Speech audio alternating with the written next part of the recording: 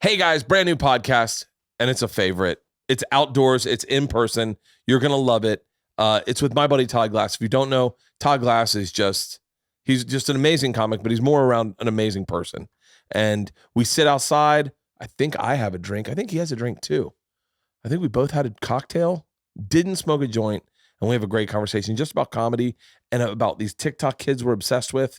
And fuck it. Let's get to the podcast. Nothing to promote. New Bill Bert, always out. New Two Bears, One Cave. I love you. Have a great week. Without further ado, my buddy, Todd Glass. Oh, I'm so ready to jump into this podcast with you. I am too. I have notes. Oh, fuck yeah. Can I tell you how special of a person you are? Oh. My wife and my daughters, we all pulled up together. We were burying a chicken. We've had chickens and they've been killed now, all of them. By a it doesn't matter, a raccoon or something. Wait, where are the chickens? At your old place? At my old place. You're still living there? Yeah, we still live there. We're just working on this place, and so we're burying all the chickens. And Leanne goes, "Oh, Todd's here. Should we invite him back? I bet Todd would be really great in a moment like this to say some nice words about the chickens." And I went, "Not a lot of comics my wife would invite to a chicken burial." You know what? Things like that melt my heart. Well, I'm no, but not going it's to be afraid to say that phrase anymore. I used to be, but the truth is sometimes things just melt my heart. Oh, I get heart melty very easily these days. I know, right? Dude, I'm like, what's so funny is I don't feel, I've kind of, cheers, Todd. It's good seeing you, brother.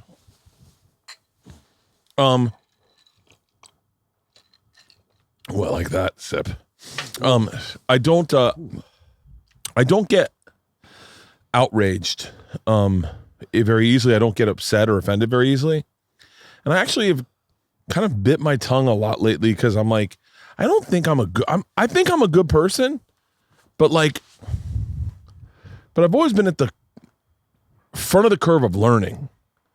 Like I was talking, we buried the chicken and then the girls go, "Do we know Todd?" And I was like, I think you've met him. And I tried to explain, Todd's the reason I changed a lot of the words I say. And they're like, "Huh?"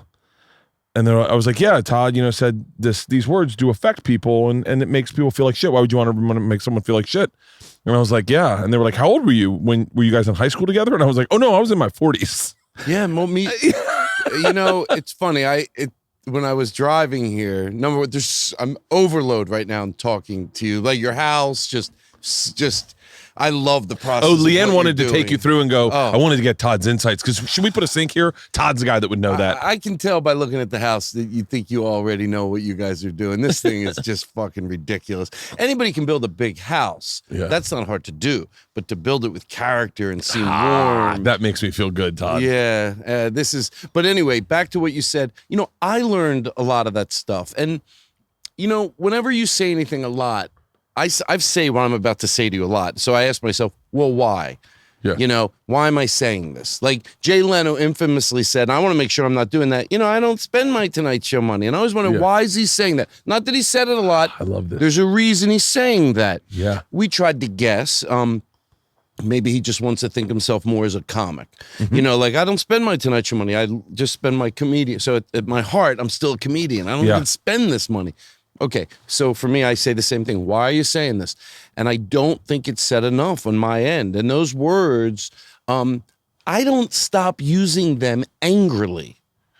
I'm not mad that I had to stop, nor would I be if I had 4 kids and you could still be a great parent on your first kid, but a better parent later. Yeah. If you went to counseling, and would you go to counseling and go, "Oh, I'm not allowed to call my son fat anymore when I get mad. When I was a kid, my dad said things and now you can't do it." That's how everyone stops verbiage. A lot of times it's because they had to. I'm not angry that I had to stop. I remember when I was 20, I can still have an edge. That's the thing. People think, well, you won't be able to be, crass is funny. Yeah. All those things are funny. I still think they're funny. You can be crass without punching the wrong people. Yeah. And I was 25 when someone said, a comedian by the name of Dwayne Cunningham, there was a phrase and he saw me laughing at another comedian. And then I think I said it was a stock line. If somebody dropped something, he said, "Oh, what is one of Jerry's kids here?" And again, back then, the reaction, if you got corrected on that, from most people would have been, oh, God, it's just a phrase. It's just, but I understood what he said. He goes, no, they're not. They have just, that's, you can do better than that. Yeah. And I use the word retarded, and you can do better than that. You're a wordsmith. You're a comedian. You can do better than that. And I dropped it out of my lexicon. It took a while, but I wasn't angry. And I think when you hear a lot of people today say, you can't say anything anymore, I think it's because they're limiting themselves. In other words, if you didn't drop words out of your act happily, then put them back. Yeah. Because you're only fucking it up for yourself and everybody. And you show me a comedian that says you can't say anything anymore, and I think, oh, there's some words he stopped, but not happily. Yeah. And that's their choice. That's their choice, because you won't go to jail. You get a lot of people complaining, but all those words, and I appreciate you saying that. And, I watched you on, it was a podcast where it's somebody's house, mom's house. Your mom's house. Your mom's house? Yeah. And, that melted my heart. You guys had a very, I thought, intelligent conversation. You made me feel like, I did say it in a way that it affected you. You and also, who else was on that? Tom. Segura, Tom. Christina. Who? Christina, his wife. Christina, his wife, and the only one who I see and I always have a good time with, but you can tell how much people get that they don't want to be on the wrong side of this. But who's the other guy that was there? I know him well. I'm just drawing a blank on his name. He helps out with the Tony Hinchcliffe podcast. Red Band, you could tell, even after you all three articulately said it, he goes, yeah, but that's more on Todd, right? And you guys went, not the way he said it. He pretty cleanly said it to give a second thought. And he just, because, it's easier to think the things you're doing are right. It's less work. It's less work. Oh, it's a lot less work to just go, yeah, I'm right. It's righteous. Righteous feels fucking really good. It's less work. I don't want to learn these new things. They're hard for me too, but it's okay. I don't mind learning new things. And I think it makes you a better comic. And again, not angrily. I'm not mad that things have to change, So I appreciate you saying that. I really do appreciate you saying that. And I don't mind looking back at my catalog and going, oh, there's shit I'm not in love with anymore. I'm a little embarrassed of. I don't mind that. But but in the writing, you should take a look at what you're doing and go, oh yeah, I can do better than that. You should want to. I know I keep repeating the same thing, but why are you angry? And I figured out if you show me someone that's angry, they're probably dealing with the same thing in their everyday life. You're not the best husband you could be. You're not the best significant other. You're not the best dad. You're not the best mom. Because we're just talking about we learn new things. We learn communication tools. And I don't do it, like I said, begrudgingly. I look back on my old work always. Yeah. And by the way, I am very well aware that if I was more high profile, like if I got a show that was, prime time, they'd go through my body of work and they would find stuff. But I'm not delusional. I'm not like, I don't know. I know they would. But the difference is, I fantasize what I would say. Like I have a new show and it comes out, but what I'd be able to say is, I thought about it very long and hard. What would you say if that happened to you? Ooh, that's a good question. And I would say, a lot of people ask, are you embarrassed you got caught? This is me pretending I'm on, whatever show. And are you embarrassed you got caught, or do you feel bad for saying it? And I'd say both. I wish I could go scrub the internet. But I'm not asking anyone to trust me. I'm going to make this so simple. Well, I'm a different person today, and it sounds like they read it. And it's like, I'd go, do me a favor, go listen to my podcast, 6 or 7 episodes. I might even put some up that I think will make it easier and you'll know I'm a different person. Yeah. And a lot of people that go, oh, that was 20 years ago. That was 10 years ago. Yeah, but most cases, the problem is, you're the same person. Yeah, we know that was 20 years ago, but your current work doesn't say. And this cancel culture, I don't agree with it. If I die, you're gonna know it's because I cut my head off. Yeah. Because cancel culture, I don't always agree with it, but what it means is, you know, it's like if you don't eat at Burger King and someone goes, why are you trying to cancel Burger King? I'm not. I just don't like it anymore. Yeah. I don't like that person. I don't like their act. I care about comedy, but I also care about humanity. And if I love someone's comedy, but they're just, hey, it's not like they have a joke about the mall I don't like. I don't give a shit. But a lot of times they're social jokes. They're jokes where you're punching people that are already having a difficult time. But again, I always end off this way. If that's what you want to do, do it. Yeah. But I think a lot of them, and they apologize angrily. I already apologized. I apologized this for 2 years ago. And I go, oh, you didn't apologize from your heart. You know how? Because you'd be happy to talk about it again. Yeah. I know some comedians, and stuff I did in my act, if I was asked it 5 times, but then I was at a radio station in Philadelphia, and they go, hey, you know, you might not want to bring this up. I go, oh, no, thank you for bringing it up. I wish I could scrub the internet. I said that 20 years ago, and thank you for giving me the opportunity. I wouldn't be angry. And by the way, and I hope you don't mind if I pivot into... Please. This has something to do with both of us, and I love that you saw this. You know, when someone says the way you do one thing is the way you do everything. Yeah. And sure enough, if you're socially fall off the wagon, then you comedically fall off the wagon. When you think, oh, there's no one funny anymore, comedy's not what it used to be. Yeah. It's because you don't know where to look. Mm-hmm. That's what, I remember there were comedians when I started in the 80s that said to Steve Allen, you know who Steve Allen is? Yeah. He would go, oh, there's no comedy anymore. Yeah, because he watched what was on television and, you know, and he just thought there was no good comedy anymore. Now, was he right years later? Was there any good comedy in the 80s? Of course there was. Yeah, yeah. And we're not going to look back in 2050 and go, remember 2021, there was no good comedy. It's not going to happen. Yeah. And you just don't know where to look. Same thing with music. If there's no good music, you just don't know where to look. And I saw you tweet a few. His name is Jaden Williams, and you said, "What's the boy?" You were trying to show your wife, "What's the boy who did that video on Vine where he cuts his hair and then he talks to himself in the future?" Oh yeah. Well, I saw the same thing, and I thought the same thing. I thought, you know how we look back at Vine compilations? They were funny. They were fucking awesome. But at the time, a lot of people went, you can't be funny if it... But you look back to a lot of people, and I think with Twitter, we thought it was all just like, you know, it's Twitter. They're pranking their parents. Because most everything sucks. Yeah. Most lawyers suck. Most comedians suck. Yeah. But you have to know where to look. And I thought, so when I saw Jaden Williams do that, I started to look down like other people, like who's he friends with? Yeah. And there's some great stuff on not Twitter, also TikTok. TikTok. Dude. And I wrote down, then I started looking at, Carter Hambley. I wrote the names down because I wanted to remember them. Grab me my phone, Andrew. Will you grab me my phone? And you might as well bring the rest of that Blanton salad. I'm going to top this off. And Ben Marshall, I started looking at Ben Marshall stuff, and I'm like, yeah, you just don't, you have to, because that thing, go back to Jaden. It's how funny, it's so much better than, I got to be honest with you, man. I hope Jaden's listening to this. I have spent, I was on television for like 9 years.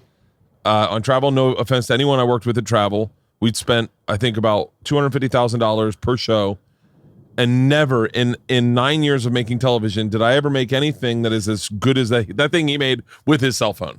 His cell phone. It's so great. I mean, I would actually argue I have not ever made anything that good ever, and I've released 4 specials. I mean, like, I was so impressed by that, and then I couldn't get my wife to pay attention to it. Like, my wife doesn't, like, because it's TikTok, she just goes, oh, it's got to be stupid. And I'm like, well, I thought the same thing. I have my phone, Andrew. I know that there's great stuff on Instagram, and I know there's great, but when I saw him do that, and number one, you think, well, it's just one video, but you know what I thought? And then again, I started to look at other people, and I thought, oh, this guy's funny, and this guy's funny. If he did that, then there's greatness in him. There's greatness in him. And that one thing, I texted my manager. I was like half kidding, half serious. I go, watch this guy be so big and I'll feel like an idiot. Yeah, Todd, he's already got a deal with Netflix. Yeah. I said, you should manage this kid. You should manage this kid but the bigger issue for me and why I'm bringing it up, it's nice to throw some love somebody's way. But I thought, you were falling off the wagon. You didn't know. Like, if you want to know where Sketch is, you know, when I meet people that haven't seen I Think You Should Leave, I go, oh, then you need to watch that so you don't end up in a foolish situation going, Sketch isn't what it used to be. Yeah. Because you're going to end up, if you don't know what's going on, you end up looking, like I told my brother once, I said, Spencer, you know why you shouldn't say there's no good music anymore? Because if you're around someone that knows a lot about music, they'll know you didn't come to that conclusion because you knew what was happening. It would be different if my brother goes, I go out 5 nights a week to check out new bands. And I'll tell you what, I go early to see the 5 bands that open for them. I know what's going on. Okay, at least then you'd be surprised and you didn't see anything. But you say there's no good music. They know you didn't do that. Dude. You don't know where to go for new music. You're 50 years old now. So you just don't know what's going on. You don't know. I dated a younger guy, and I always knew there was new good music, but about 2 years ago, he knows what I like, so he's putting all this stuff in front of me. And I'm like, oh my God. There's so much great new music that it's overwhelming. Oh, it's it's akin to showing someone great comedy that they've never seen. Brian Regan has a bit on his new special about why he doesn't help animals, and it's because they don't say thank you. He's like, anytime you see these guys trying to get a horse out of a ditch, they spend all day getting it out of the ditch. The second it gets out of the ditch, it just takes off running. Doesn't stop at the edge of the forest and rear back and go, hey. And I just thought it was such a great, I was like, oh, it's a good bit, right? And so I played it for my daughters, and they just started laughing hysterically. They're like, who is him? Who is he? I go, it's Brian Regan. You've actually met him. Like, he's been in our house. And they're like, he's great. And I was like, oh yeah. Just for the record, you haven't seen his earlier stuff, which is going to blow your fucking mind. And then you go, that's right. I last night said, they don't make rock the way they used to. And I said, as I got home, I thought, that's not accurate. Gish isn't the greatest rock song ever. Smashing Pumpkins isn't the greatest rock band. I remember smoking cigarettes, doing ecstasy, listening to Gish in a Honda Accord in Tallahassee, driving down Tennessee Street, just blowing and going, I'm going, I miss being a kid again. I miss. You know what? I used to say the same thing. Get comfortable with death, or you're going to end up saying things because, you know what? Okay, they're younger. Their skin is better. They have thicker hair. So if you can believe, well, at least I was born when comedy and music was better. Okay, but you weren't. And that's not to shit on music from a long time ago. I mean, of course, we're looking at the best of the best. There was great music, but I know there's people listening right now, Bert, going, now I know there's new good music, but it's not good. Even if I could give you a pill that would make you forget that you saw a performer that you're talking about and go see them now, a pill just makes you forget. Everything else is the same. You just don't remember seeing this group. It erases that group out of your imagination. Now, I'm not saying you wouldn't see them and go, wow, they're good. Yeah. But the pill, you don't know who they are. I take you to see them. You're now, whatever age you are. Let's say you're 55. I take you to see this group. You took the pill. You just don't remember who they are. You're not going to enjoy that group like you did when you were 18 because you had all the promise in the world ahead of you. All your dreams were still maybe going to happen. Yeah. So even if you saw the group you like, you would not like them as a 55-year-old anymore. But it's just delusional. And by the way, if I thought it was okay, it's just music we're talking about, comedy. No, this adage of the kids today, I think it is the most crippling thing as a society. I think it does more damage than heroin and drugs. It's the drug of what? It's the drug of complacency. And the kids aren't smarter than they used to be. And let me tell you something. The way I get on the right side of an issue is not by putting what's on the plate to dissect it. Like, oh, did you hear this comedian got in trouble for this on Twitter and I have to no. Or what this group wants. Whenever I find out what a group wants, whether it's non-binary people or whether it's women's rights or whether it's gay rights or black rights, I don't have to go look at what's on the table. Look what's on the plate now. I look at the history. There's some algorithms and facts to opinions. And I go back and I look at the history, no matter what you take. And there's always, okay, now they're asking for too much. Like, you know, whatever the group was, it doesn't matter. And you call them, now they're out of control. Yeah. You know what I mean? Whatever. But 30 years later, not what they there's some things everyone thought, no, black people should be able to use the same restaurant. But water fountains, water fountains, our lips are on that. We might as well be making out with them. Right. Or you know what? Yeah. When they got all right with that, and this was called Now They're Going Too Fucking Far. Okay? I'm going to give you one example, but there's 30. And I call it the Now They're Gone Too Far.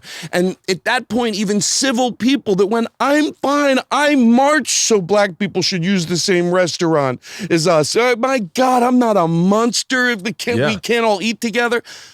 But now it's like marriage and dating. And I'm sorry, I'm not a monster. Now, 30 years later, you look at every group. Go back and look at what I call the group. Now they want too much. Really interesting. Go back and look and tell me one time what you thought. Now they want too much.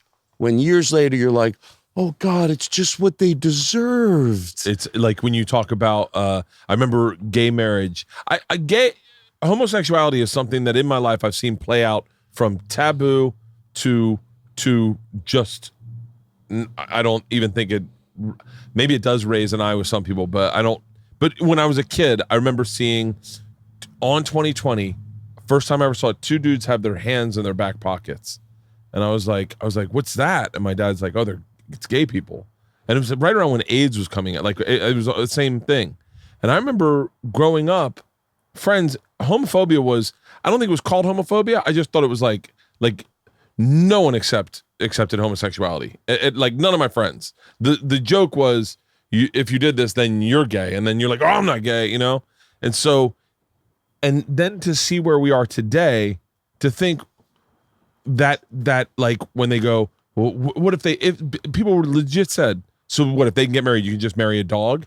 Yeah, you know what? Real quick, that was a real thing people said. That was a real thing. You know what I used to say? Proud of myself because I'm a guy that'll chomp at the bit and get into a detailed conversation when it's very quick. I go, oh, I can end this real quick instead of going, well, I don't think they'll marry their dog because blah blah blah blah blah blah. I mean, Todd Glass would talk for an hour. If I go, oh, if they let gay people marry, they're going to marry their dog. I go, okay. Will that shut you up? Because I don't really care. I don't care if anyone marries a dog. And I used to have a joke in my act. Let me tell you something. If you date a golden retriever or any dog, you're never going to go back to humans because you're never going to be. No one's going to go. My Newfoundland would not judge me if I ate pizza at 3 a.m. You're never going to. So there is an amount of forgiveness. A dog delivers something a human has no capability, and if you're telling me sexually, a dog could offer me what my wife gave me sexually, and it was acceptable. You're never gonna get out of a human being what you get out of a Newfoundland. You know. My God, I mean, so you know what? So for my own sake, so I don't feel like I talked about this too much.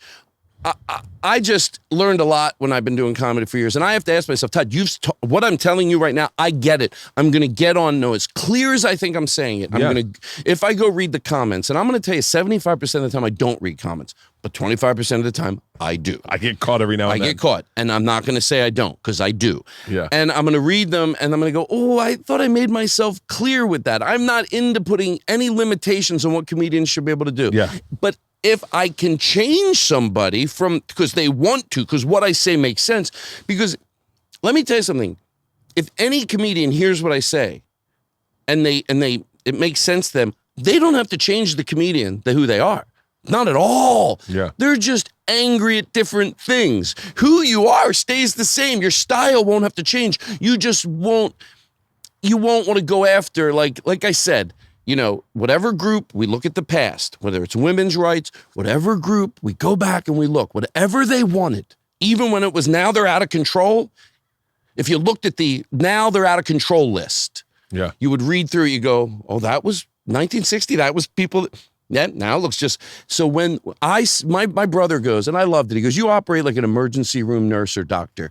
When the non-binary issue comes along and they go, they want this, they want that, I go, give them what they want. And somebody could hypothetically go, why? Because you totally understand it? No, I'll learn on the other side, because I know that once I learn it, I won't go, oh, I learned it for nothing. They didn't deserve that. I don't get it at all. And you know what? I know that whatever they're asking for is going to be acceptable. It's going to be acceptable.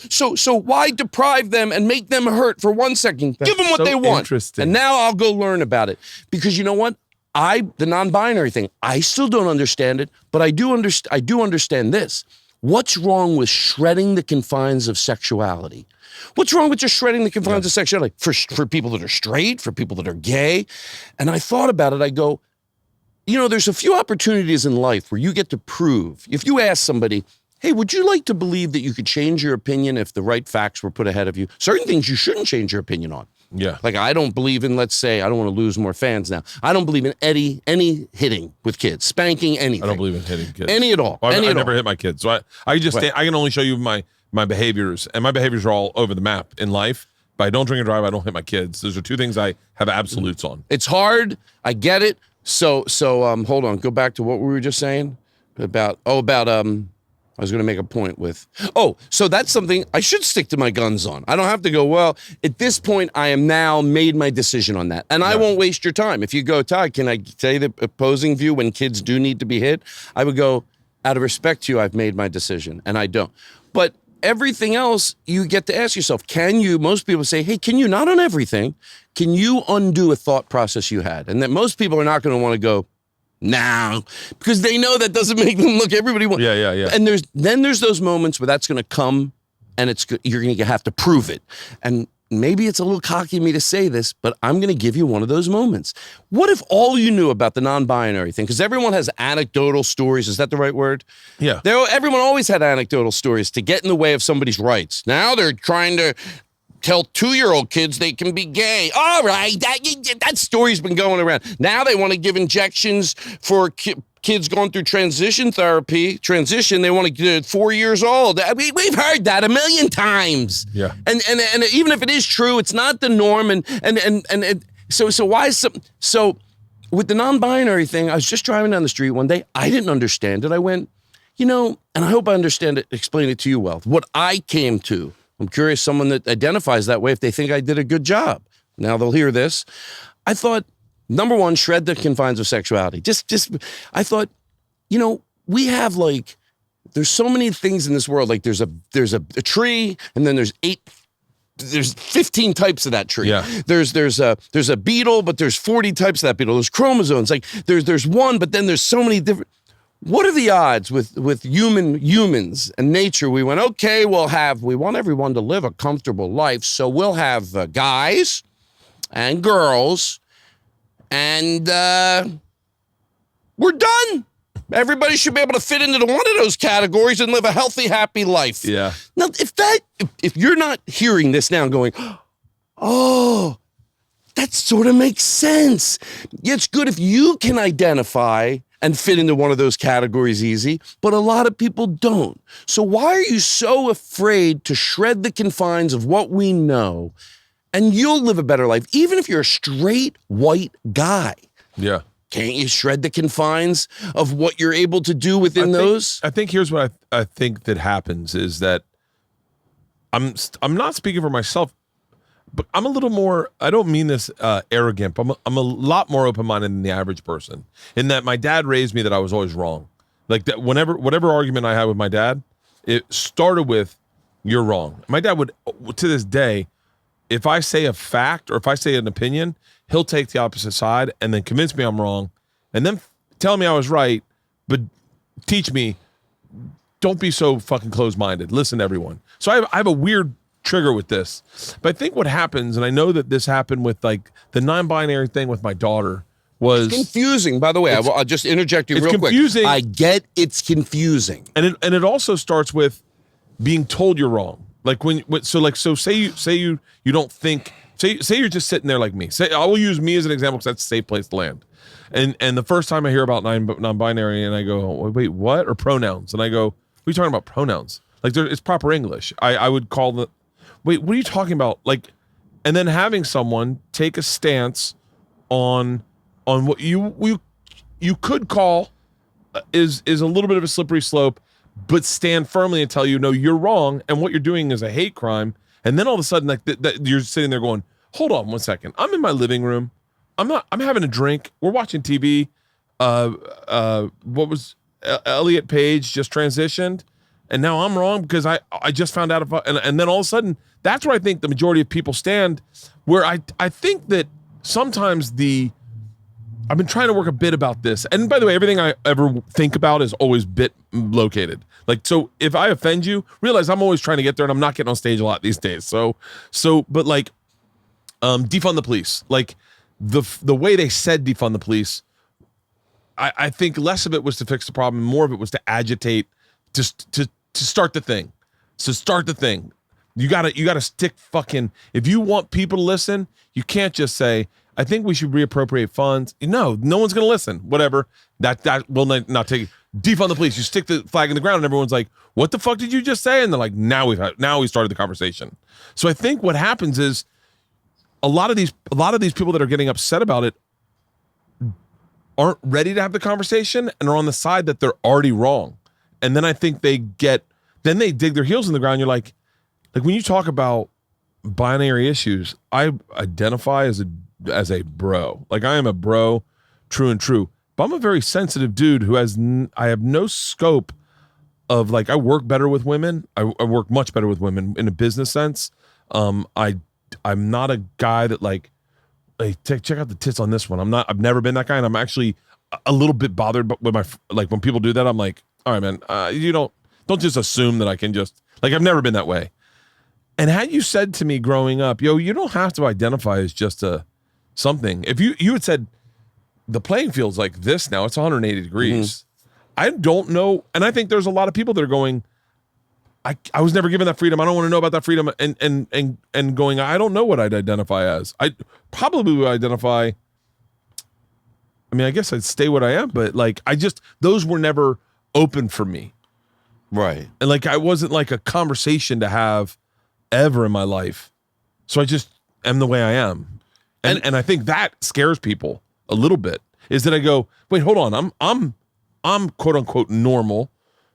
I don't want my kids to have I want my kids to be like me. You know? I think that's what people think. This podcast is brought to you by Liquid IV. Every morning in Serbia, when I'm here shooting, I like to run 5 miles in the morning. I also like to drink a bottle of wine at night, kind of detox from my day. The best thing I can do when I wake up is crack a Liquid IV. Liquid IV can provide 2 to 3 times more hydration than just water alone. It contains 5 essential vitamins, more vitamin C than the average orange, and more potassium, and that's cramping and muscle soreness for me, than a banana. It's healthier than those sugary sport drinks with no added artificial flavors or preservatives, and less sugar than an apple. Made with clean ingredients, non-GMO, vegan, and gluten-free, dairy-free, soy-free. I'm telling you, it's super easy. It opens up, you pour it in your water. It tastes fantastic. They've got lemon, lime, acacia berry, passion fruit, guava, watermelon, apple pie, and strawberry. Grab your Liquid IV in bulk nationwide at Costco, where you can get 25% off when you go to liquidiv.com and use the promo code BERT at checkout. That is 25% off anything you order when you get better hydration today, using the promo code BERT at liquidiv.com. This podcast is brought to you by Bird Dogs. Last summer, I was hit up by the dudes at Bird Dogs, and they're like, hey man, we should work together. And I was like, yeah, I'd love to. And they're like, let's send you some shorts. And we ended up not working together. But let me tell you something. These shorts were my favorite shorts all summer. They dried quick. They looked stylish. I like that you could get them in a little shorter thigh length. I thought short thigh lengths were going on. And I'm a little bummed that I'm not going to the lake with my girls. I'm wearing my American flag Bird Dogs on 4th of July. I love those pants. I loved all their pants. They've got a ton of styles. I've got, I think, some like seersucker. I think that's the blue striped ones.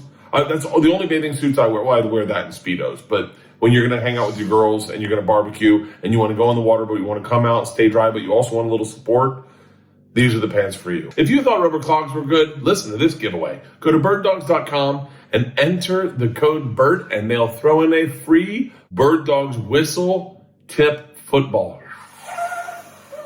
Remember those Nerf Vortex Howler footballs that whistle when you throw them? The football, you can literally throw a mile. That's birddog.com and use the promo code BERT, and boom, a free Bird Dog whistle tip football with your pair of Bird Dogs. You will not take these things off all summer. I do promise you that. Bird Dogs. It's funny you say about your kids, because first of all, out of paranoia, a lot of paranoia with Todd Glass, is someone listening to this go, well, what does this have to do with comedy? Well, if you fall off the wagon, you know, people go doing comedy is like riding a bike. Yeah. Someone said the other day, it's not. I go, I think it is, unless during that 20-year period you stopped doing it, you weren't socially advancing. Yeah. Then you go back to it. And I remember when they came after Sarah, when Sarah first said, because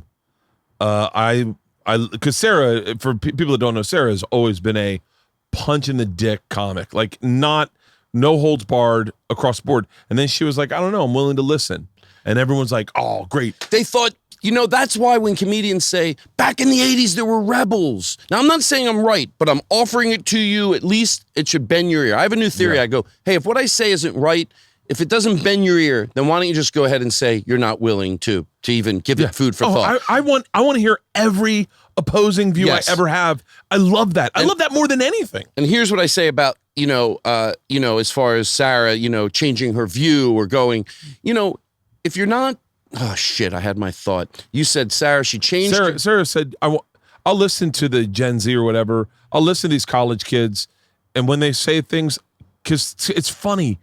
It's funny. What happened was Sarah was such I got it. Go ahead, say it. That a lot of times people feel, come on, in the 80s, comedians were rebels and now they're just like, yeah, because the ones that are rebels now, you disagree with. So you think of yourself as I tell the truth and I'm open-minded and I'm fair. Someone says something you don't agree with, you think, instead of thinking, oh my God, that I sort of fall off evolving, it's easier for you to think, no, so when you want to know where the rebels are of comedy, or the ones that, you know what I mean, we say stuff where they're probably the ones you're angry at. Yeah. Because they're not saying what you agree with. So how could they be the rebel if people being aware and people changing their opinions and people, Because that shines the light back on you. If you've been this rebel follower and then the people that you thought were the rebels change their opinion, then all of a sudden you're on the other side of the fence. And then you don't want to believe that it's like someone saying got old. That you got old. And they give their resume, and we all do it. Yeah. But the problem with giving your resume is that would be a great resume. What I mean by resume is, I was okay with this. I was okay with gay marriage 20 years ago. That would be a great thing to do if it meant because you were socially right forget about you were right 20 years ago. You were. I'll even give it to you. That would be great to do that if you couldn't fall off the wagon socially. So we're like going, yeah, you were 20 years ago. But even if I'm wrong, I'm at least saying to you, but you are aware you can be a non-alcoholic and not drink and then start drinking. You can't go, what do you mean I'm an alcoholic? I didn't drink when I was 18, 19, 20, 21, 22. I didn't drink when I was 30. Yeah, I know. You became an alcoholic at 50. Yeah. So you're giving your resume as this thing we're all going to go, closed case. If you were socially aware 20 years ago, you must be right now. Argue the argument, but anyway. Look, I will say this. I know when I say this, it's because I know some of my comedian friends, forget about people I don't think are funny. Some of my friends I think are funny, and I watch them. I've been doing this a long time, almost 40 years. God. And I've watched people that I really like. Forget about the comedians I don't like, the ones I like. And once you don't think comedy is good today, or you say that it's all falling apart, you're done. You're done. Yeah. Even if you're right, you're done. You'll be angry and right. Great. You'll be angry and right. Yeah. You see, even if you're right. So you'll be angry and right. So and most comedians have not given what I say a listen, because let me tell you, if they went literally laying in bed at night, me or anybody else who's like me, not because I think I'm perfect, I make a lot of mistakes, and in some areas, other people help me become a better person. In this area of comedy, I think I have something to offer. People have helped me over the years be a better comic. But if you're not laying in bed at night as a comic going, could Todd be right? Could I be Could he be off? Right? Yeah, Could he be right? Could I be that off? Like, am I wrong here? Am I, my favorite thing is everyone's so sensitive. And I always want to go, are you sure it's not you? Yeah. And you think, what does what we're talking about have to do with comedy? For my own paranoia? Because it all has to do with comedy. We talk about these things, and I'm obsessed with these things. And they'll make you a better comic, and they'll make you a better human being. I laid in bed today obsessing over Sarah's apology to Paris Hilton, because I thought, in my head, I thought, I gotta figure out. Here's the deal. I don't care. Not care's a bad word, because that sounds, apathy is just, whew, that drink. Yeah, right. Hey, will you have, Andrew, can you grab me one of those food fights in there? It's not I don't care. I want to get to the bottom of where I feel, where my heart is. So like, this sounds so silly to say, but I've always been a fan of Paris Hilton's. I don't know, for whatever reason, I showed up in New York when the Hilton sisters were blowing up, and I remember hearing people talk about the Hilton sisters, and I thought that was kind of cool when you hear about, like, when I don't know, I just, growing up in Tampa, I didn't know that was like kind of like hearing about royalty or whatever. And then when I moved out to LA, they were all over, and then in a real weird way, you're like showing up and you're like, and they're like, Paris Hilton was just here, and you're like, oh, cool. So I didn't really have a problem with Paris Hilton, and I didn't follow her career enough to be someone slamming her. Don't get me wrong, I'm sure I've said stuff bad about Paris Hilton in the past, just because that's what everyone was doing at the time. It was lazy. It was like, let's attack her. And then, if you're someone like Sarah, you got put on this platform where the whole thing is to shit on celebrities, and you jump in, you shit on Paris. But it's so interesting for me to hear how cancel culture shifted, and now people are upset that people were mean to, and I was like, do I think Sarah should apologize? If she felt that, yeah, 100%. If she felt that, and then to know that she wrote her letter and that Paris never got the letter, I was like, yeah, that definitely. But I was like, does everyone forget how they were treating this woman? And by the way, for the cases where I'm not always agreeing with the outcry, there's times when the outcry, if somebody goes, I was at a show last night, they made fun of my hat, I'll go get over it. But the outcry isn't always wrong, is what my point. No, I listen. I remember having a joke about, there was a place in my neighborhood where they let kids come into it was called, like, I forget the name, it was like a taco place, but they let like an elementary school class come in and probably learn, how do we make the tacos, and here's how we do this, and then they wrote thank you letters and they hung them up. So when me and my friends were sitting in the in a booth, we're like, oh, look at all the letters. I go, a what if, what if is, we go, what if we had crowns and we took one down and we wrote, dear Mr. Burger, blah, blah, blah. Thank you for that. But especially thank you for taking us in the back and touching us in our naughty area. And I used to tell that joke in my act. Like, what, I was at a place and a woman after the show came up to me and she said, very nicely, because let me tell you something. A lot of people go, oh, we get barked at. Don't get me started on, I love when someone nicely corrects me. And by the way, I want to get back to my thought, so please, but also, yes, there's times if somebody goes up to someone and goes, you should fucking change, that's wrong. But I'm going to also go out on a limb and go, mostly you felt yelled at. It's like when your kid goes, Daddy yelled at me. He yelled at me, but then you were overheard it, and he told you couldn't have a cookie. He didn't yell at you. You felt yelled at. Yeah. Now, I'm not saying there are times when people went, you fucking be nice to this group of people, but mostly that doesn't really add up. In a court of law, you rule out probable, what's it called? You rule out doubt. Like you never know for a fact. But I don't know. To me, if someone's trying to tell you shouldn't use the word retarded and they're not, or they're probably didn't go up to you, probably, and go, you fuck. It sounds like they're pretty kind. And with that kindness, they probably wouldn't go up to you and go, you fucking stop it. The first time. You never heard it before. It's 20 years ago. Yeah, 20 years later, we're still trying to say it kindly. You might up your aggression. But most of the time when people go, I'm just tired of the righteousness and the blah, blah, blah. You know what? When it's that, it's wrong. Yeah. I don't want to be Tucker Carlson, even on what I perceive to be the right side. It's flip it, and I always try to get better at it. But some people, no matter how kind you say it, they're going to feel yelled at, and they're going to walk away. So back to, it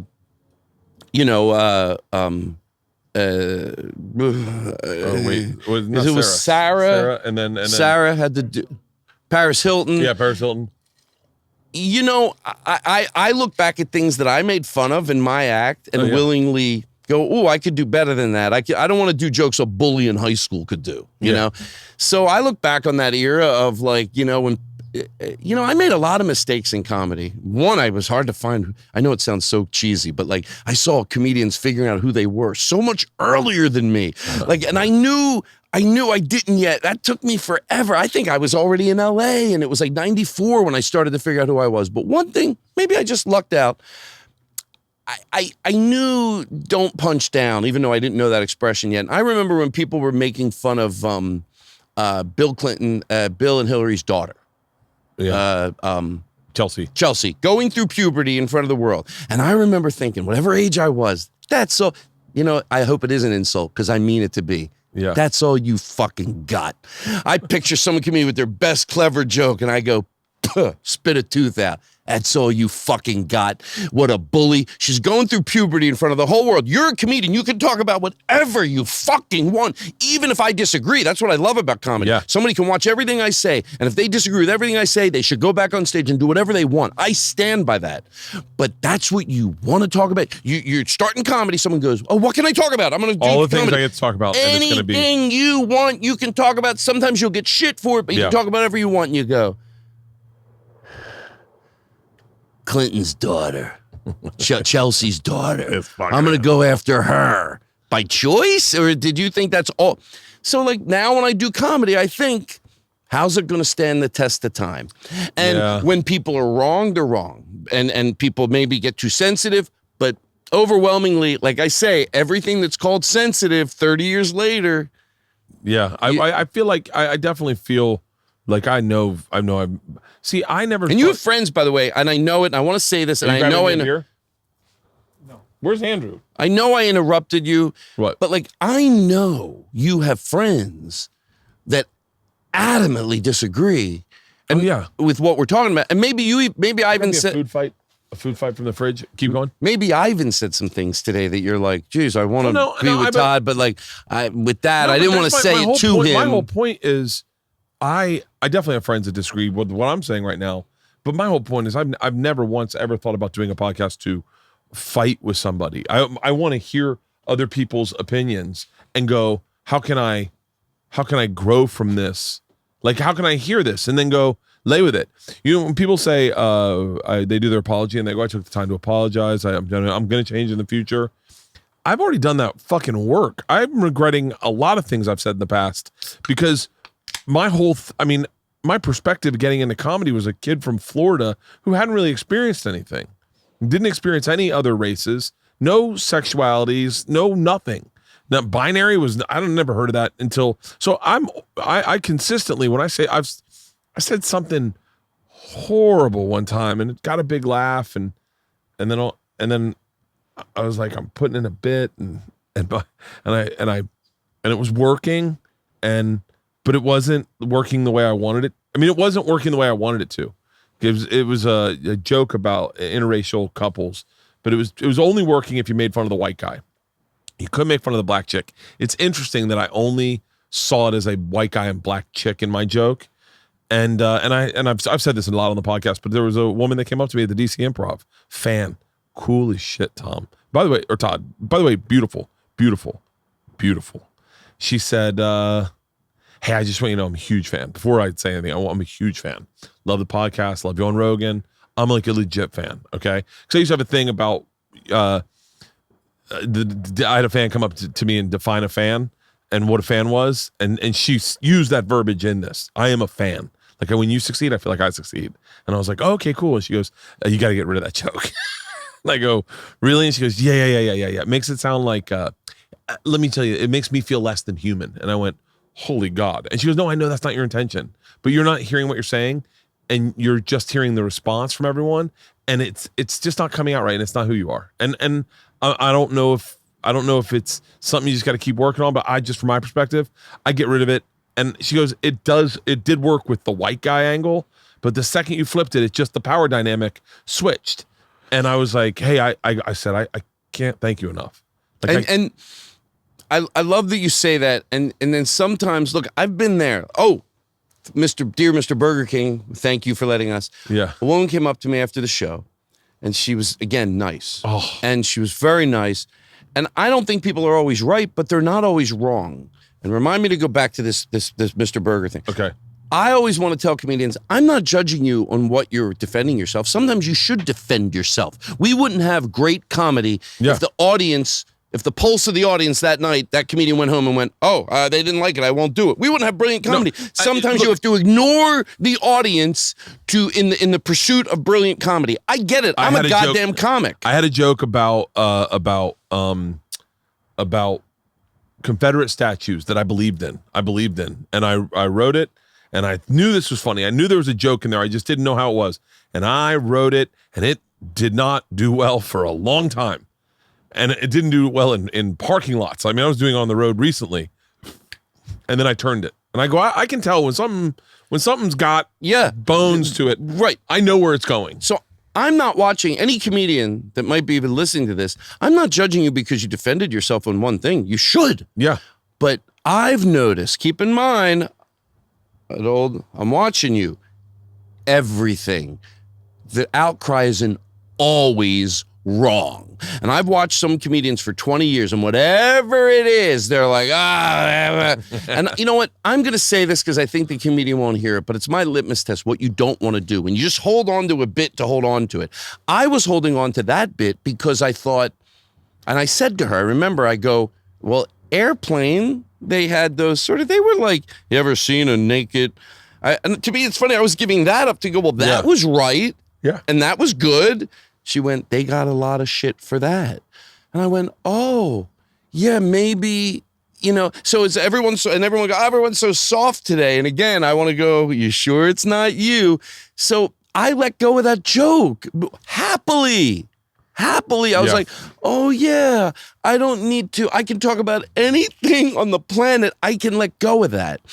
And so, yeah, I don't mind, and it's not that I think I'm great. Again, I'm not waving the flag. Todd Glass thinks he's so great. I made a lot of mistakes, but anyway. No, I had a woman berate me in New York. What's crazy is I don't mind that confrontation either. If she's willing to calm down a little bit and then talk to me. Like, if you're upset, you can be upset. I'll listen. I'm not always going to change. I probably will, only because I'm that's who I am as a person. I've always been willing to change my opinion, and especially when it comes to art. If I'm doing stand-up and I had a joke about killing a dog that everyone was groaning at, and someone had to pull me aside and be like, hey, just so you know, you think they're laughing. They're not laughing. They're being like, oh, what the fuck? And I was like, really? And they're like, yeah. And I was like, oh, okay, I'm willing to hear that. But I'll stand my ground on even jokes that I'm probably cancelable now, where people are like, oh, that's fucking. I stand my ground on. I try them a lot. You got to try them, but I try. I don't. My thing is, and I realize this probably a little later than I should have, is I personally, as a comic, don't ever want anyone leaving my show feeling less than. I want them to feel fulfilled. I want them to feel great.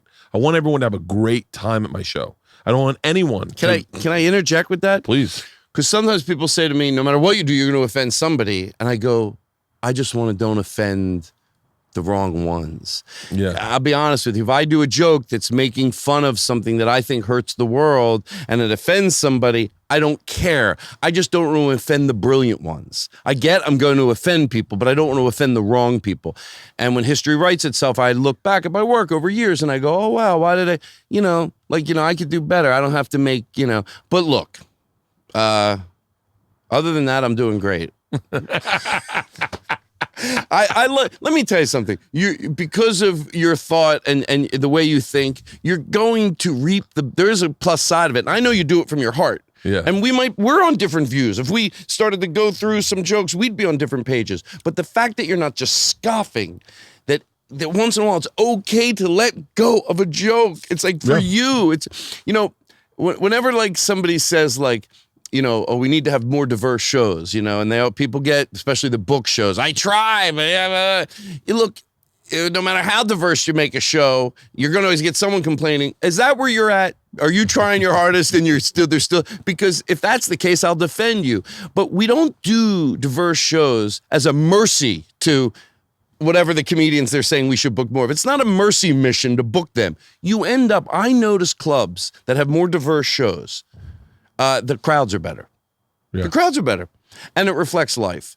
So I want to do comedy for a long time. It's been really good to me.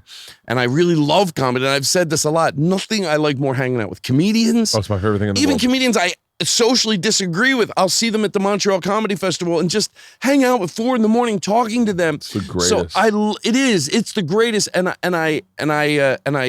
I love it. So, I just want to treat comedy right because it's been good to me. So other comedians help me be better. And then if one slice of comedy, I think I can say that, like we're talking today, maybe one thing I say, someone will go, oh, you said that? Okay, I heard what he said. Maybe 10 things I said, I did a shitty job of explaining myself. People found loopholes in what I said. But I give it a shot. How long have we been talking about it? 56 Shut minutes. the fuck up.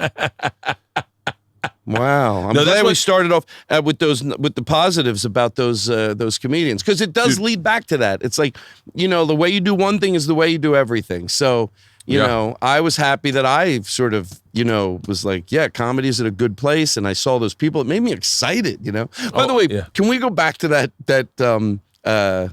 Jaden Williams? I love that you like that. He's the one that did because every ounce of that, his look, his eye movement, it was so, and it got me excited for comedy. I was like, wow, I should do sketches like that. Like I should. Yeah, I'm literally saying, like, why are all my sketches me in a Speedo, or what the fuck's wrong with me? Did anybody reach out to you and tell you who that guy was? No. The young adult? So someone DM'd me, I think, or maybe they sent it to me. I have a hard time with Twitter because I feel like I look at Twitter the same way I look at the scale. Like if I step on it, and if I see that second number isn't something I like, I just step off. I go, I don't need this. I'm having a good day. The fuck am I looking at this thing for? How much weight did you lose? I have no idea right now. I was 257. I'm about 237 right now, probably 20 pounds. But you feel good? I feel much better. I'm working out like crazy right now. Right now I was having problems sitting and podcasting sitting. I was getting like problems in my legs, and I was like, this is crazy. Like, and I'd get up, and I was getting up like an old man. I would come up like going, Archie Bunker. Yeah. And my wife saw it and was like, what is wrong with you? And I was like, because I'm running a lot. I'm trying to run 2,000 miles this year. And so she goes, I said, I don't know. She said, you need to lift weights. And I was like, I don't really need to lift weights. I don't give a fuck to get big. And she, and we had this opportunity, cut this out real quick. I'm shooting a movie in Serbia in a month. I don't want to talk about it, but, so but that's why. Okay. Cut back.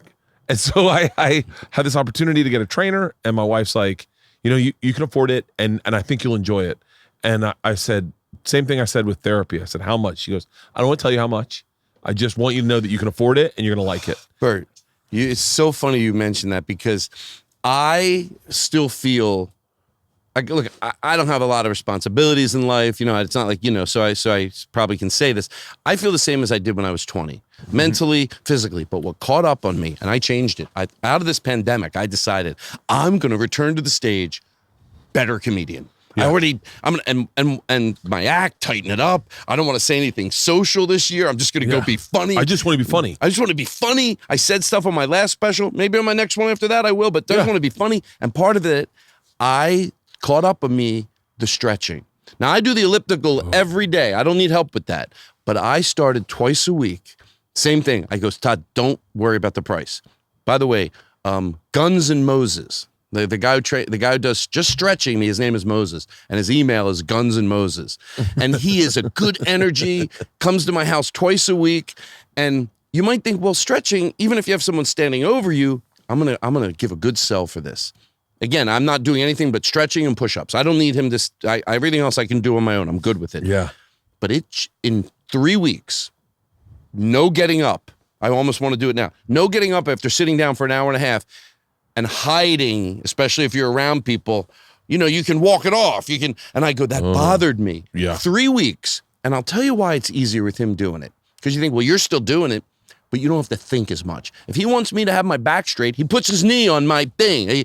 And as I'm breathing out, he's pushing my legs slowly. There's less to think about. It does make it easier. Yeah. And twice a week I'm doing it. I go, I'd rather order less DoorDash And I feel like $1 million just stretching. Dude, Leanne, this will get me. I thought this was cool as shit.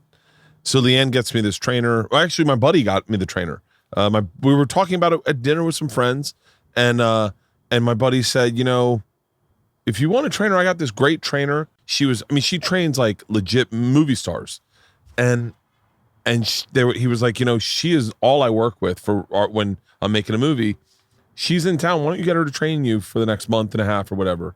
And Leanne's like, yeah, do it. And I was like, I don't want to do it. I don't want to waste the money. And they're like, I can go lift some weights and like, trust me. Well, what I love about it is that I don't think about it. I don't think I'm going to work. I don't think like I'm going to go work out. I guess I'll do shoulder. I don't think any of that. I just show up. She has it written on a board. By the way, and all the other things were taken out of my court. She got on the phone with Leanne and she said, Bert needs a gym. And Leanne's like, oh, he's got weights. And she goes, what does he have? She goes, he's got a treadmill. He's got 20s and 30s. And then, she said, inventory Bert's weights, and then I'll get the rest. And I was like, oh, great. I was like, you can't get weights in the pandemic. And she's like, quite honestly, you're friends with Joe Rogan, and you can get weights in the pandemic. Like, you don't worry. There's a guy that can send you there's a guy that will get weights here next week. All of a sudden, weights are showing up. I couldn't get weights all fucking summer. Why couldn't you get weights? They're impossible to get. Oh, that's my getting my elliptical was this right. It's okay, now I know what you get. mean. And everyone wants them. She went through, she put all the inventory, got me free weights, got me all the stuff, and then I come in, she has it all written on a board. It's like an hour and a 15-minute just weightlifting. I do all the running myself, and I feel fantastic. And now here's where like today my heart swole up, and I just was like, oh my God. Now I've been having issues with my oldest daughter. Not bad, just weird stuff where she's growing up, and we're not connecting maybe as much, and she quit softball, and that bothered me, and I didn't know how to. I don't know. It's a lot, but. Yesterday I started doing these family workouts where I said, why don't you, my whole family, come train with me? I train on Saturdays. Why don't we all do Saturday at 2:00, and then we'll train, and then we'll recover together. We put these recovery boots on, and my girls started loving it. Yesterday, Lacey, my trainer, brings Georgia in, and she's like, let's see what you can max out deadlifting. And Georgia, my oldest, is like, what? She was like, I don't know. Let's just see. And she was like, I bet you could do your own weight. And Georgia's like, for real? And she was like, yeah, let's see. So yesterday, Georgia throws up like 140 in a deadlift, which is a lot for a fucking little girl. Today I'm in the closet in my bedroom, and I walk out and Georgia's standing on the scale. I go, what are you doing? She goes, yes. I go, what? She goes, I deadlifted way over my body weight. And I'm like, wait, you were like, you're still thinking about it today? That kind of positive energy carrying you into the next day made me so fucking happy that I was like, dude, even if it bankrupted me, not that it's going to, but even if I lost all my money, I still have these memories of having these weights, watching my daughter deadlift, and lifting weights is fun as fuck. It's such a meathead, fucking brings me back to being a kid again. All of a sudden you're putting on shirts and your arms feel tight. And you're like, I know. God damn it, man. I feel good. Like, you feel on stage. You know what my friend Levi McDougall, I hope I said his name right. He goes, isn't it nice to perform when you don't? Like, I suck my gut in on stage. I think we all do. I don't. Well, you know what? Guess what? You are comfortable. I always said Bert's comfortable with it. Bert's comfortable with his body. You're better off if you don't, because you're at least taking, you might be, let's say you're 40, 50 pounds overweight or 30. My sister-in-law explained this to me.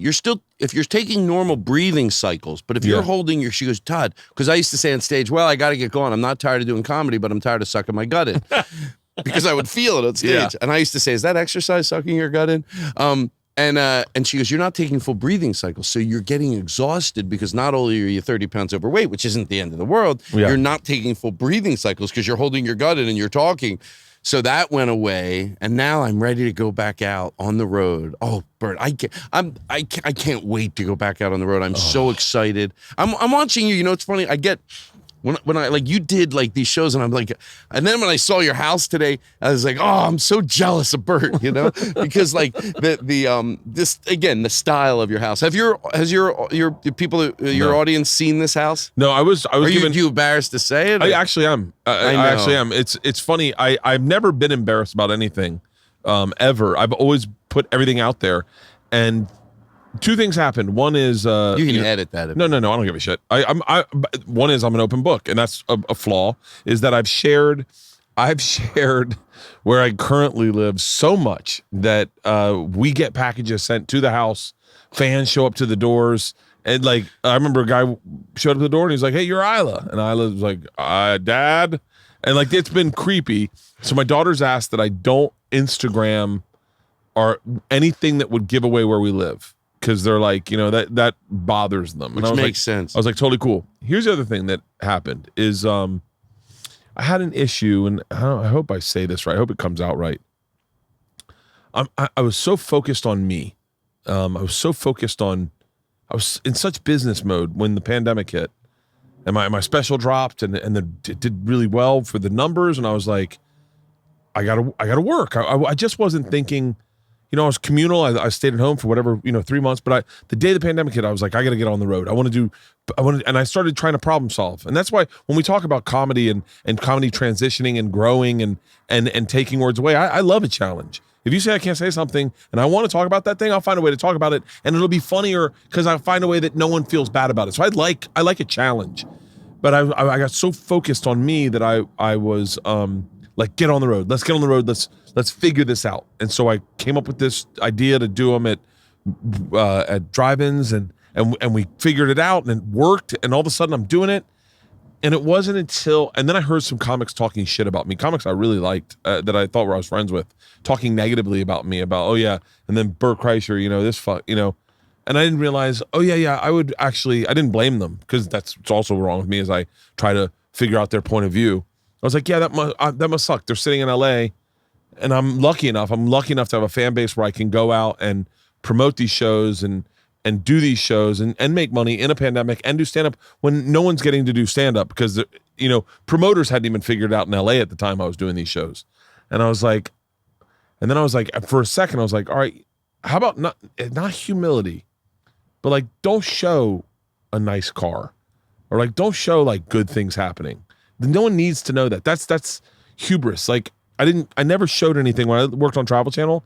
I was in the most amazing places in the world, but I just felt gross being like having a private dinner in Puerto Rico on the beach outside my yacht. Like I just didn't feel right that people would see that and go like, I'm rooting for that guy, Yeah. Like and so when I was really excited about the house when we bought it, and then as we started to build it, I just thought. I would be remiss to not remiss. That's not the right word, but like I have a friend who's doing a house and they're showing about the remodel and stuff, and I was like, I don't know if I don't feel great about it. Like I don't feel like so many people are going through tough times in their lives that I go, maybe I should just hold this close to the vest. And I'll tell you right now, you don't know what Rogan's house looks like. You don't know what Segura's house looks like, and then all of a sudden you know what my house looks like the house I live in. People could write it down on a diagram on paper and go, oh no, Bert's bedroom's back left. George and I, like I've been so in it. So I've been weird about it. Yeah. And you know what? Rightfully so. I think it's a good way to lean, Yeah. And you said something a little while ago. It made me think of, sometimes my family will ask me, and it just shows how, well, number one, even when we complain about bad audiences, it shows how great most audiences are. Unbelievable. Yeah. And most people are awesome. Most people go, I'd never get upset about any joke. It's a joke. Most people. And it made me think of when people give me food. Sometimes they'll make you cookies, or sometimes with pod in them, and I eat them. And my sister-in-law was backstage once. She goes, "Oh, you eat that?" On paper, she's right. Why am I eating something? But I've never had anything bad happen. Now, I'm sure there has been a comedian, but I don't never heard a story of arsenic in it or anything, So people bring me cookies and like backstage, and even me 10 minutes before I go on, I'm like, oh, I have such a weird relationship with my, like, people who listen to this. They know so much about me that I go, I trust them, I trust them. I gave them my email. They usually reach out and they're like, hey, is this still your email? Like, and I don't know.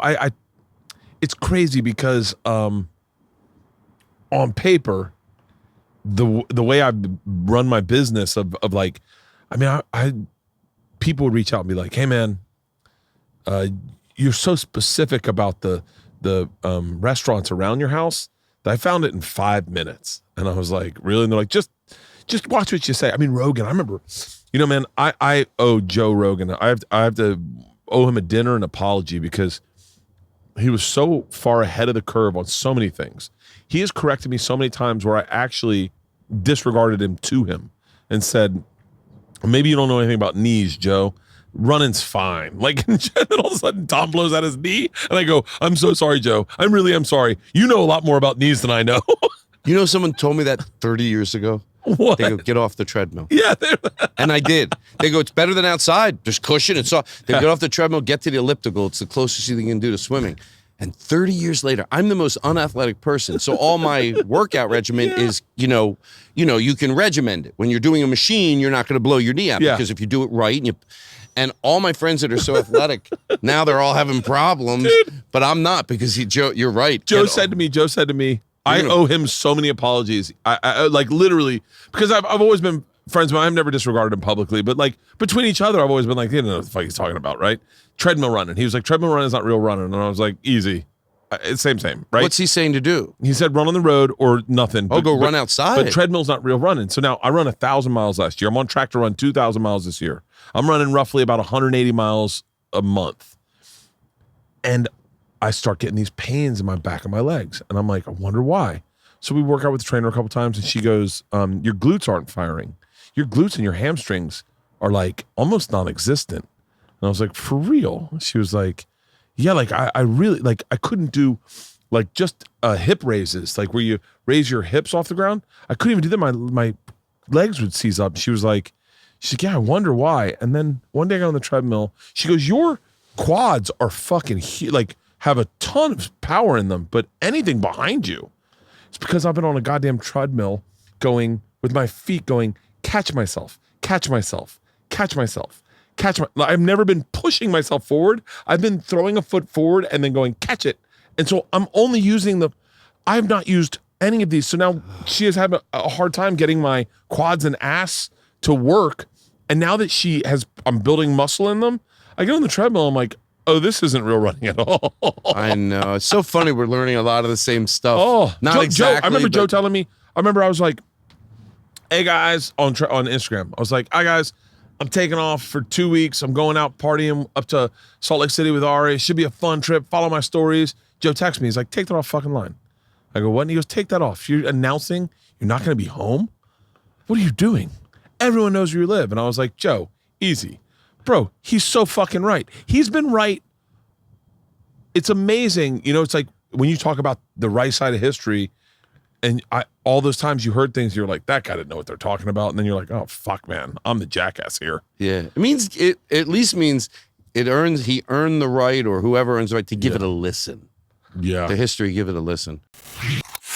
This podcast is brought to you by Hims. Did you know that 66% of men start losing their hair by the age of 60, 30, 35? Is it 35? It's 35. Not me. I did something about it. A lot of guys don't do something about it. They don't want to deal with shit like this. I gotta be the number one. This is why I love this company. It was started by a man that knew that most conversations about men's wellness, and that is what Hims is. It is a one-stop shopping for men's sexual wellness, skin wellness, hair wellness, all men's wellness. Most conversations men are going to have, they don't want to have. They'd rather have it online than go to a doctor and have some awkward office doctor appointment.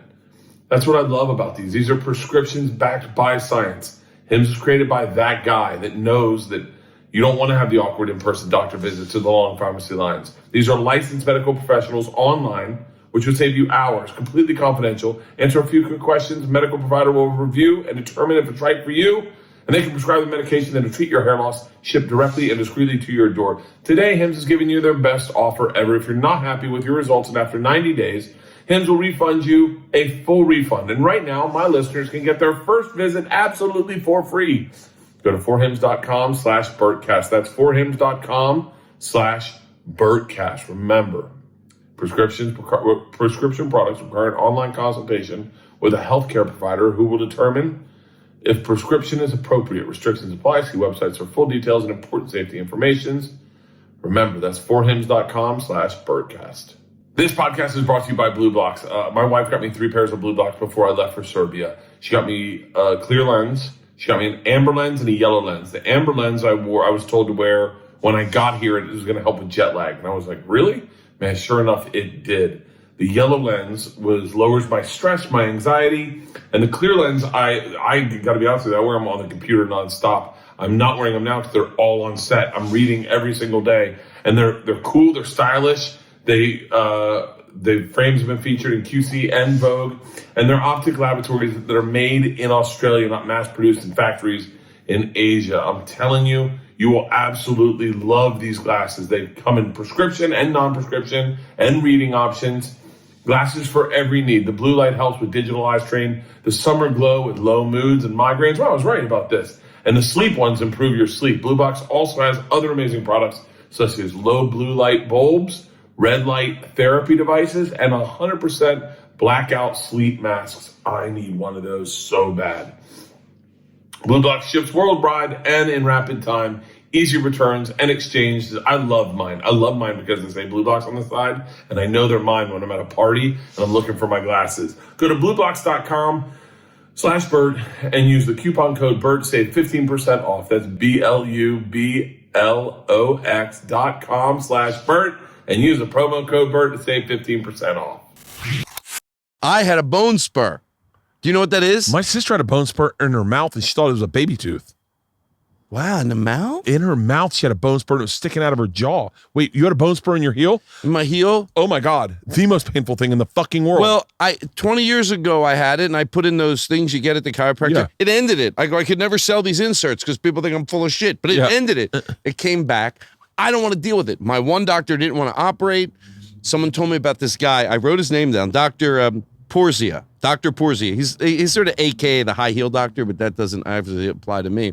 And I went to him. My friend told me, Brad, he goes, go to this guy. That's what he does. Yeah. He told me, your doctor's right to not want to do it. He goes, your doctor that you've been going, he's right not to want to do it because he's not me. He goes, this is what I do. So I'm going to have it operated during the pandemic. So tell me about a heel spur. Heel spur, I don't really, you can have one and it doesn't affect you. It's under the bottom, right? It's like in my back heel. Yeah. It's like not my back heel. I guess you only have one heel. Do you ever listen to your podcast and realize how much shit you say wrong? Like a word. So where people go, hey man, you said this. And I go, yeah, I was just talking. I wasn't thinking about what I was saying. I just listen back sometimes. So I'm trying to okay, Todd, you just said in my back heel, whatever. But anyway, I'm going to go in because I don't want to wait till the pandemic's over and then go, that's what I'm obsessed with now, Bert. Like, I don't want to think I could have done this during the pandemic, whether it's a DMV thing, whether it's exercise. My wife just got Invisalign. And I go, you could have done this last March and then had it the whole time. I know, we were masks. But it's not too late yet. So now I'm doing it all, and I'm going to go in, Dr. I want to say his name right, Porzia, and he's going to. I'm going to give him a little shout out on my Netflix special, and your show apparently. But I'm just going to go. I trust him. He's like, Todd. He goes, yeah. I go, will it come back? He goes, no. He goes, I do these all day long. If you follow what I say, stay off your foot for 6 weeks. So I'm very excited. So I just wanted to give him a shout out. Do you have a picture of what it looks like? You know what it looks like? What? Because I finally looked at the x-ray. You know on a rose bush how there's a thorn? Yeah. You know, and they call this a spur. It looks exactly like a thorn on a rose bush. And does it hurt to walk? It doesn't really hurt that much. It's more, you know, when you ever have a headache, let's say a headache on a 10 is a 10. Yeah. A 10 of a headache. That's easy. But you know when it's a 2, it's almost just as bad because it's there. You're hanging out with friends and it's not that bad, but it's there. It's like that. It's just annoying. So I'm just going to go have it taken out. I'm just going to go get rid of it. Just cut it the fuck out. I just want it gone. Just go in there and get it out. I envy people who can get in front of their medical problems. When I see someone going, oh yeah, I'm going to the dentist, I'm having a tooth fixed, I go, oh, I'm jealous of you because I'll just have a tooth be broken for a year. You and me. I'm embarrassed to say this, but I only got great dental, brushing and all that. Until 2 years ago, I didn't brush my teeth before I went to bed. I still don't.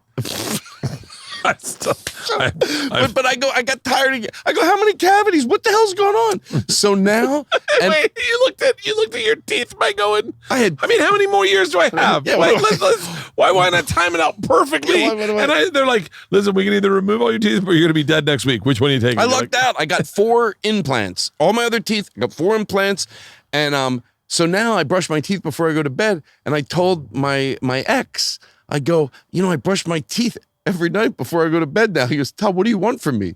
You're a full-grown adult.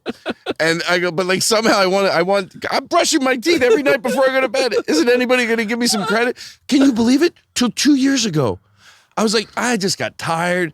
Now I'm going to bed. I'm like, ugh, I got to brush my teeth. If they could find a better way to get toothpaste to the toothbrush, I would be into it. For some reason, I can get the toothbrush in my mouth, but that one extra step just fucking gets me. I want a toothbrush where I can squirt the toothpaste in like a button, right? If you could create a toothbrush that had a little button on it, like right on the handle, and you just went squirt, squirt, squirt, and it comes out. And then it came out. Because and I don't like the taste of toothpaste. This is going to freak you out, but I have had real issues with the taste of toothpaste. And there was a period of time I was brushing my teeth with hydrogen peroxide. Period of time I was brushing my teeth with baking powder. Period of time I was brushing my teeth with soap because I was like soap. Yeah. Is that? Well, it was a little bit of a combo thing. Is that I would have my toothbrush in my backpack traveling, and so I would wash it with soap so I could clean it. And then I was like, one time I was like, I wonder what brush your mouth with soap is. And I tasted it. I was like, it's not that bad. Like if you don't try to taste it. Maybe check with Joe Rogan on this. Yeah, I do a little soap. And then now I use one of our sponsors. Who's our toothbrush sponsor? Who? Quip. The Quip toothpaste. Oh, I got. Wait, they make toothpaste? Their toothpaste is better than their toothbrush, in my opinion. Their toothpaste is fucking the perfect flavor. I was brushing, but the problem was I got the Quip. It doesn't vibrate. So anything. Oh, it can't be vibrating enough to do anything. I didn't know how little you had. So I was using it as a toothbrush. Oh yeah. Someone said, no, Todd, you're going to ruin your gums. But I got that. Who's your oh God, dentist? I know we're coming. No. I know we're coming to who's this? What are this? I got into comfortable slippers, and I know you were raving about this. I have free water slippers. I have my own brand of slippers, and they're the most comfortable fucking slippers I've ever owned. Yeah, you were doing a good job. Let me get you a pair of flip-flops. Well, guess what? What? I'll take you up on it. I have a new line where we are having new launch of flip-flop, same brand. We sold out last year. And we're coming out with our flip-flops for this summer. And I'm telling you, man, I swear by these flip-flops. And I gave them, the only ones I gave out last year, because I didn't know if they were going to work. I didn't know if anyone was going to buy flip-flops, was Rogan, Tom, and Ari. And they are like, these are the greatest fucking flip-flops ever. And these flip-flops are going to last for fucking ever. I know we're probably getting ready to wrap up. Yeah, but I'm curious. So like you have a tour. That's another thing. That's another thing that I started feeling guilty about. Was I was like, I didn't realize it until one day. You just got to pay attention and not get mad at the guy. But this guy was talking shit about me on Rogan's podcast. I didn't get mad at him. I just heard him and I went, oh, I didn't realize that. Yeah, in a pandemic, I am doing shows. I am on a tour bus. Maybe that does look gross to someone who maybe is having a hard time paying rent. And I went. I'm not going to change it. I'm going to live my life. But I'm going to be a little more cognizant of maybe how I come off to friends of mine. Like that's what my thing was like a person I thought was a friend was upset with me, like was bothered by me. And I went, that's never my intention with social media. But yeah, I have a tour bus and I love it and I'll never do it. I never do anything different. It's the greatest thing in the world, Todd. It is the greatest thing in the world. Can I tell you, I love that you say that because I'm doing everything in my life to minimize my lease came up. I always had like a $450, $500 lease. I go, Todd, I bought a paid for car. I just went and bought it. I go, I don't need Bill a Burr lease. for you. What? That's Bill Burr's mentality. Yeah, just if it's now look, there's no doubt if I get to a point where it wouldn't matter, then I'm not like I would never have a $60,000 car. If we learned anything about this pandemic, it always matters. When I got into it, it made me realize that but the tour bus, there's nothing I want more in life. And I love that you're saying you love it because it's my favorite thing in the world. It's like if you got in your hotel room, isn't it? And you don't care if you get into bed at your hotel room and you get a good night's sleep and your hotel room starts up and drives 10 hours. You don't give a shit. You just wake up and you're there, and I love that you love it. Let me tell you, so we get the tour bus. We get the first time I ever got a tour bus, meaning the first time I ever gotten one. Well, what had happened is we had had second shows in a bunch of cities, and it just didn't make sense for me to fly because it made sense in certain places, but just across. And they were like, look, it's cheaper to just get it for the whole tour and just use it for the whole tour. Meaning, you're not paying for hotels, you're not paying for flights. And it over the period of time, it's going to be fine. Meaning, it's cheaper to rent it for longer than for shorter or for certain weeks. So I did it. Go ahead. I did it for the first run was Portland, Seattle, Calgary, Vancouver. It was the very first time. Calgary, Vancouver, and I don't remember sleeping the first night. That first night, I was so excited about all of it. The one night I remember sleeping is we drive to Calgary. I don't remember the ride to Calgary. I remember it snowed really bad in Calgary. My wife was on the tour bus, and we were driving. The next morning, I wake up, and we're driving from Calgary to Vancouver to do a show in Vancouver that night. And I woke up in the Canadian Rockies, and everyone on the bus is out front and sitting up front, and they're just staring, looking at the Canadian Rockies. And I came out and I was like, oh, this is how you're supposed to see the world. This is like, I'm a comic. I've been around the world 4 or 5 times, maybe 8 times now total with Travel Channel, but I've never seen it this way. And I was like, and I had a cup of coffee and I sat with my wife at the front and we drove through the Canadian Rockies. And I have never, and Andrew can speak to this because Andrew tours with me. I have never not allowed us to enjoy life on that tour bus. So like what I do now, what I did for this last time was I thought, and maybe this isn't the best business sense, but I thought, let's not race cross country and double bag it with drivers. Let's take our time and let's find some really cool spots to stop and take our tour bus and then sit out and watch thunderstorms roll in off a lake or go take a boat out for the day. And by the way, it's not that, your brain is very similar to my brain, and the way you think about life is how I think about life. When you say just a little extra effort, it doesn't need to be a ton of money. A boat for us to rent a boat for the day was like $75, but you feel like kings. And so I rent us all a boat, and we have a big boat, and we all go out on a boat and on a lake for $75, and all I'm doing is slowing our trip over, or we float the Rio Grande, or we stop, and one of the big things was, our first tour we came home. And we quarantined here at the house in the bus, and it just sucked. Everyone was like, I just want to go home. And most people were just like, I'm going home. I'm going to roll the dice with it, man. I don't feel good. I feel fine. Our test came back, and everyone's like, the doctor's like, you get your test back. You still should wait 7 days. We're like, man, our test back. We're good. Next time I was like, how about this? What if I got us a beach house for 4 days so we can quarantine there, right? We'll get tested, and then we quarantine there, and then we all just hang out at the beach for 4 days.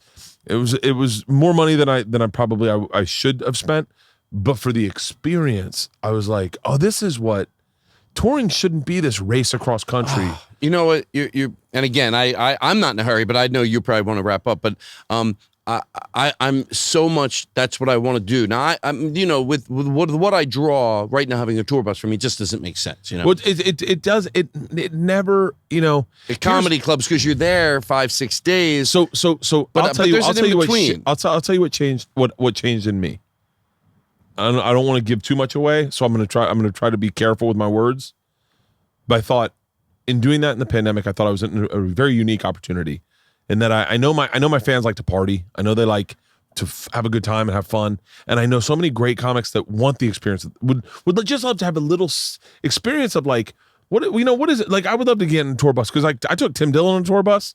Andrew was there. He fucking hated it, and he will never do that again. Some people don't like it. Is that hard for you to even understand? It's hard for me to understand. Yeah, it's hard for me. Me too, because I'm like, it's just, it's only the good, it's almost too good to be true. I start thinking about, I went on tour with Daniel Tosh, and we had 2 tour buses. Yeah.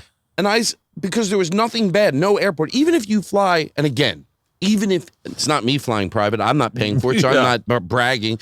So I'm opening up for someone, and they fly private. You still have to get up. The tour bus, there was nothing bad. I found myself thinking, wait, am I going to die? Because this is just too good to be true. Too good to be true. You get in. I mean, for me, and once again, I hope that we're trying to set something up where we can do something a little bigger in the summer, maybe a little late summer, that's a little bigger, where we can do this with a lot of comics that would love it, that would love the experience. Me. Todd, you're in for it. Don't ever be afraid of offending me. If you want to bring me on, I'll fucking take whatever the opening money is. I said to my agent, I said, I want to do something like what we did, but I think we can do it on a bigger level, because I know what I can draw on, but I know that if I bet if I pump this up, I don't want to say too much, because I don't know if it's going to happen or not. But I mean, we get there, and I mean, we roll in, and then Dave wakes up and puts a brisket on the grill, and then he starts smoking a brisket, and then we set up a pickleball court, and we're playing pickleball until 3 a.m, just laughing and exercising, sweating, and then you go for a jog in the day. You wake up, you go, everyone steps in. It's such a great summertime experience that tour was, that I said to my agent, I was like, we need to figure out something like this, just a tad bit bigger, where we can make it a little more accessible. And I think if things open a little bit up, there's going to be an opportunity to do it, and like, but I there's no better feeling for me. My favorite feeling in the world is getting off stage after a show, and everyone's there, and you have a cocktail, and you're just bullshitting. Like that back of the store, back of the fucking back of any club.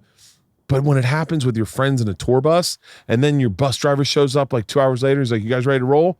And he's like, "Yeah." And he's like, "Do you guys smoke any brisket?" And you're like, "Yeah, we got a plate for you, Ron." And then the tour bus starts up, and then it skinnies up. Now everyone's there, and then you're talking about comedy, and you're talking about Bill Burr's Saturday Night Live appearance, or like you're really in the thick of. It's the greatest thing in the world. Yeah, it's like you said. I love being around comics, and if I can do that in a bigger way, in a fucking heartbeat. Goal, I don't know. I can't. I really am. But I have plans to do something that I think would be really fun for a lot of us. That I think people would just go, "That was the greatest summer of my life." Yeah, I'm with you. I'm so glad to hear that because like you said, I've met some comedians that they couldn't sleep on the bus. Okay, if you can't sleep on the bus, but I'm with you, and we had a comic. This is so silly. This is how my brain works. We had a comic from Australia, Rory Lowe. Is it Lowe? Yeah. So I'd worked with him in Australia. And then he hit me up and he was like, "Hey man, I'm in the States." Is that what he said? Like, I'm in the States. And he's like, you always said, he's a really sweet guy. He's like, you always said, if I was here, you'd take me out. I'd love to see American tours. But at the time I was doing clubs, I thought that would be fun. I'd easily take him. And I was like, man, I'm on a theater tour. Let me see. And I swear to God, Todd, I swear to God. So I go, "Hey man, we can add one more to our tour. This is when you can still do indoor theaters. I'm getting ready to shoot my special in like 2 weeks, in a week. Why don't you hop on the tour bus with us? I'll fly you out." He was already in the States. I'll fly you to where we are. Hop on the tour with us, and see what it's like. And it just happened to be the end of the tour, and and Leanne was hopping out on the bus because they had to empty the bus, and we ended up in Reno, and I bought everyone tracksuits. And Rory was there, but it was because he had never done anything in America like this. I really was enjoying watching him. Tom Segura and I give each other birthday presents every year. Starting this year, he gave me a birthday present that's better than anything everyone had given me. And he said, "Isn't it great to give a present? It's better than receiving. It is." And Tom said, what I do sometimes is I hit up my friends from high school or college. And I go, "Hey, do you want to come out on the road with me? No responsibility, just come out on the road, and then you can see what it's like. It's really fun." And he goes, and I end up like going a little harder than I would. Like, we go out to a nice steak dinner, but I can watch my friends appreciate it because they don't normally do stuff where they stay up late because they have kids, or they don't go out to clubs. They don't go have a nice steak dinner at 11 o'clock at night. They don't sleep in. They don't, get massages. And he goes, "It's just really fun. You should do that." And so I went, "Oh, I'll do that," because we took this kid, Rory. And because I was watching him experience everything for the first time in America, I started stepping my game up. So we end up in Reno, and I go, "We should all get matching tracksuits." And I mean, this kid, I don't know, all apologies to Rory if this isn't accurate, but like at the time, I think he was living with his chick. I think he was like between work, So the fact that he was getting a tracksuit was like cool for. He's like, oh, we're getting tracksuits. I was like, yeah, well, I'll get shoes too. He's like, we're all getting new shoes and a tracksuit. And then I bought us another set of tracksuits. It's like buying little kids. It's like making your Christmas exciting. It's not $1 million. It's not going to break the bank, but it was so fun to watch. Andrew's wearing track pants. These are from the tracksuits that I bought. I bought those track pants. So I bought us all the same tracksuits twice. And then, this is so bad to admit, I'm having so much fun watching him like really enjoy this that I go, fuck it.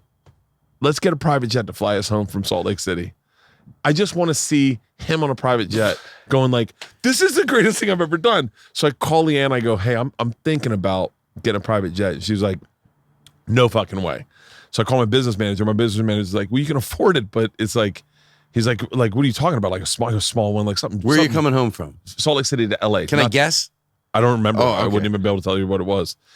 And I go, and he's like, what about the tour bus? I thought you guys were going to, we were going to take flights the next day. I go, you know what? I just want to get home. We're going to do the show. I'll surprise the guys and we'll get a flight home. I go, I just think it's a great way to treat the guys. He's been on tour with me for the full year.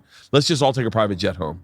So he's like, all right. So we all put on our tracksuits. I go out and I go, so we're going to cancel the flights tomorrow. And they're like, wait, what are we doing? And I was like, Jesus Christ.